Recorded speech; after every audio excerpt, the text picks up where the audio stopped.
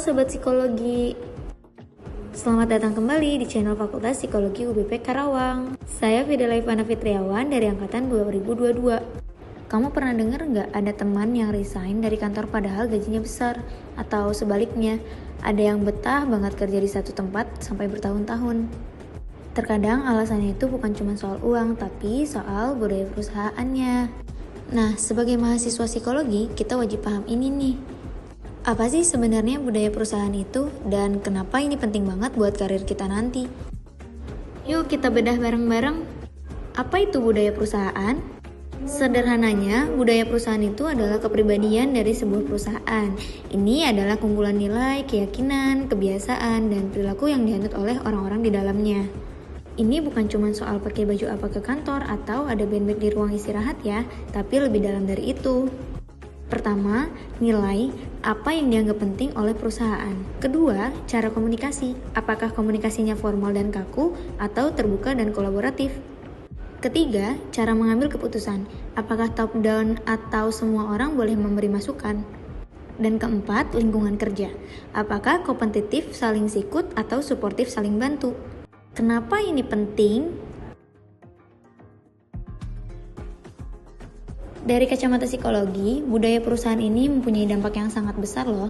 Budaya yang positif atau sehat dapat menciptakan psychological safety. Ini adalah kondisi di mana karyawan merasa aman untuk menjadi diri sendiri, berani kasih ide, bahkan berani gagal tanpa takut dihakimi atau dihukum. Dampaknya, keterlibatan karyawan naik, stres kerja turun, dan produktivitas meningkat. Karyawan jadi lebih loyal.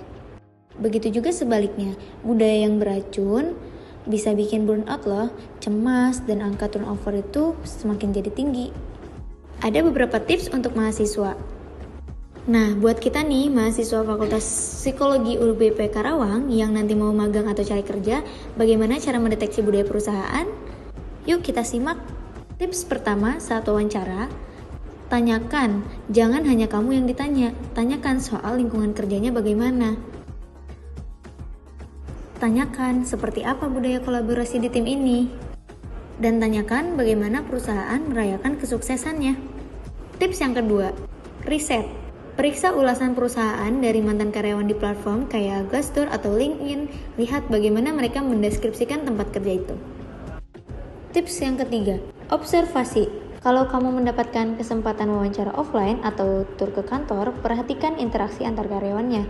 Apakah mereka terlihat tegang atau santai?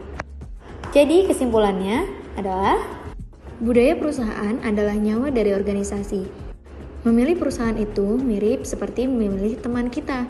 Kita harus mencari yang klik dan klop dengan nilai-nilai kita. Budaya perusahaan yang memahami membantu kita menemukan tempat kerja yang tidak hanya memberi kita gaji, tapi juga membuat kita tumbuh dan merasa sangat dihargai. Sekian penjelasan dari saya. Semoga edukasi ini bermanfaat. See you, bye-bye. Terima kasih.